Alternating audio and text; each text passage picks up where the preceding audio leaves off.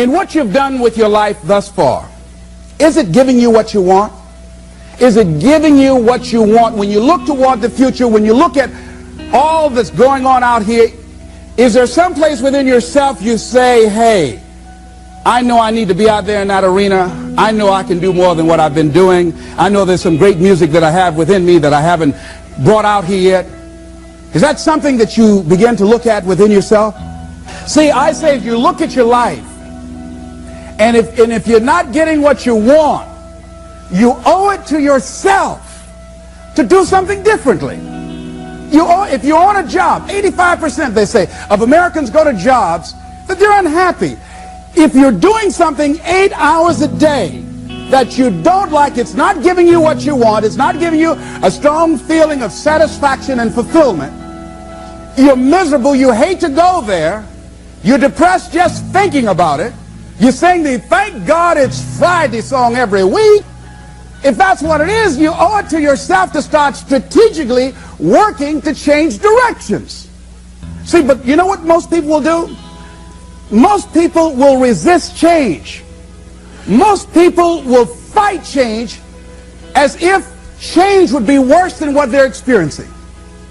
See, they know this. They're familiar with this. Most people will not challenge the unknown. They won't just step out there. See, there's certain things that's got to be in place. They got to see it all. The pain of loss, the pain of lack of support, and she still experienced pain. It was right there. We can't get around it. Most people are governed by their habits, their fears, and the opinions of others. A lot of people never try anything differently because they have been convinced by people in their lives that they value that they can't do it. They're living within the context of the opinions that other people have of them, the low expectations. Many people doubt themselves because when they thought about doing something at some critical point in their lives, somebody they respected and honored, somebody they believed in, somebody that they loved, someone they trusted said, "You can't do that." And they accepted that. As you look at your life, ask yourself the question, what would your life be like? What would your life look like if you decided not to care what people thought of you? What would your life be like if you decided to give up some of your fears? What would your life be like if you decided to become courageous? What would your life be like? If you decided to act on your dream, if you did what you felt in your heart. You know what courageous means? Tom Rusk and Randy Reed said, they said that courage comes from a French word which means of the heart. But how does it feel to you? He says it's courage, you know, it takes courage to live. Says most people go through life not allowing themselves to step out because they don't want to let go. They don't want to be blown around. They don't want to be moved. The courage to face life's whirling wind of contradictions. The courage to love yourself. The courage to love. For years, I was afraid to love. The courage to take a chance. The courage to be who you are. He says courage isn't for somebody else, for medals, applause, or moral debts. Courage is what at that moment feels most right for you. Not just situational ethics, but what feels right in your heart. The word of the heart. What feels right in your heart. One great philosopher says, cowards die many times before their deaths. The valiant never taste of death but once. What does that mean? That valiant people aren't afraid? No, no, no. It means that they experience that fear and they move forward. They move forward anyhow. Many people are dead now. Many people are allowing their dreams to die. Many people are allowing their ideas to lie dormant and collect dust. Many people have all this talent and ability that they are allowing to be buried inside of them, that they will take with them to their graves because they didn't have the courage to be who they are. And I say, as you begin to look toward the future and manifesting your greatness, it's going to take everything in you, that your life deserves the concentrated effort to begin to look at how is it that I can express more of me? How is it that I can bring my ideas out here now? How is it? And start living with a sense of urgency, because you're here today, you're gone today. Life is unpredictable. It's uncertain. There are no guarantees. No guarantees out here at all. So holding back, what are you waiting on? Ask yourself, what's the benefit of your waiting? What's the benefit of your not living your dream? What's the benefit of not listening to yourself? Oh, please, listen to yourself. You know the feelings. If you start listening to the feelings in your heart, and I'm doing it now more every day, I find that my feelings, I can trust them. And I say to you that as you look toward the future, you look at life on a daily basis, if there's something that you have been given, if you've heard something within yourself that you know that what you're doing now doesn't fit for you, it doesn't work for you, it's not giving you what you want, and there's something else that you want to do, don't allow that inner doubt in you to talk you out of it, to build a case on why you can't have it, to tell you why you're not good enough. You ignore that inner voice and all of the external voices.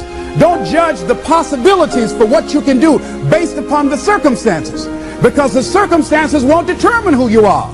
Don't determine what you're able to do based upon your resources. Don't determine what's possible for you based upon where your life is right now. Where your life is right now is not you. That's just what it is right now. But the possibilities for you are unlimited. If you're in a rebuilding process, it's unlimited. If you're coming back from adversity and devastation, it's unlimited of what you can do. That's the capacity of human beings. It doesn't matter how many mistakes you've made. It doesn't matter how many flops you've had.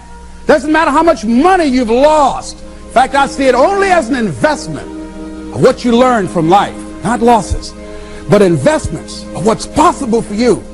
And I say to you that once you start listening to yourself, and as you begin to act on your dream, as you start just trying to find your way, doing what you can with what you have, you will start seeing things opening up for you. You'll start attracting people. You say, where'd they come from? Things will start coming together, clicking for you. You say, whoa. You start brainstorming. Ideas will come out of nowhere as you focus on it. The key to it is to begin to focus on what it is you want to do. Why, Les? Why is that important? Because as you focus on that which you want to do, that which we focus on, that which we give our energy to, it will begin to multiply. It will begin to expand. It will begin to develop your consciousness. And out of that comes your greatness. Out of that comes a commitment. Out of that comes a passion for life. Out of that comes a special power that you have in you that you haven't even called on yet. See, the powers that we have will never reveal themselves if we don't challenge them, if we don't put ourselves in a position where we have to use them. So one of the most important things is reading a book that's a really interesting book called Instant Millionaire, and the guy said, put yourself in a position where you can't retreat, where it's do or die, sink or swim. Here's what you'll find out. You'll develop incredible swimming skills. You'll find yourself stroking unlike you've ever seen before. Through the inspiration of desperation, you'll become more creative than ever before. So what is it? How do we handle that whole piece? Throw your whole self into it. See, most people go at it tentatively. They don't give all their stuff. They don't concentrate. They don't put everything they've got in them. One guy wrote a book called All You Can Do Is All You Can Do. And all you can do is enough. But he said, make sure you do all you can do. And if we're honest this evening, we know that we haven't done all we can do. So as we look at the future, we can decide that from this day forward, as I look at my personal relationships, if I look at my professional relationships, if I look at my family relationships, as I look at all the dimensions of my life, looking at myself mentally, emotionally, and spiritually, I'm going to do all I can do to develop me, to bring my talent out here, to make a contribution to life. You want to make it in life, he said, number one, Develop your mind. You don't get in life what you want, you get in life what you are.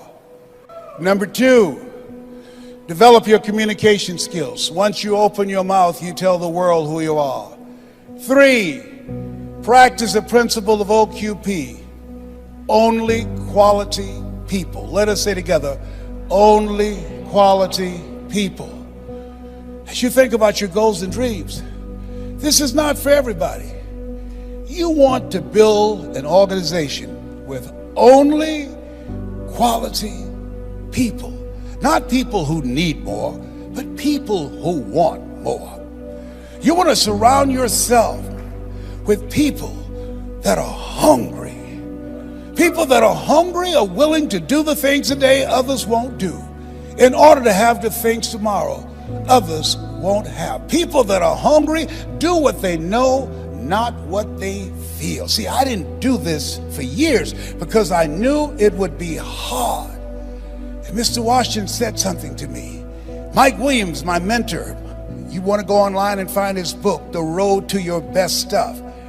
He said something that grabbed me, and I want you to put this someplace where you can see it. See, you build this business through persistence. You got to affirm, I will persist until I succeed. You build it through patience. It takes time to grow orchids.